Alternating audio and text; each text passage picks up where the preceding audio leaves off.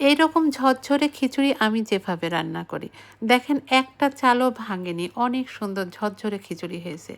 তার জন্য প্যানে তেল দিয়ে আমি ওর মধ্যে দিয়ে দিয়েছি কিছু পেঁয়াজ। পেঁয়াজগুলা একটু ভেজে নিয়ে আমি ওর মধ্যে দিয়ে দিয়েছি শাহি জিরা, তেজপাতা আর গোটা গরম মশলা।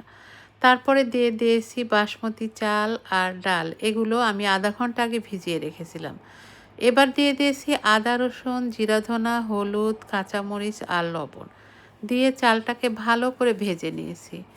তারপরে দিয়ে দিয়েছি আমি পরিমাণ মতো পানি। এটা 4 কাপ চাল ডালের জন্য আমি 8 কাপ পানি দিয়েছি। দিয়ে এটা আমি ঢেকে রান্না করেছি।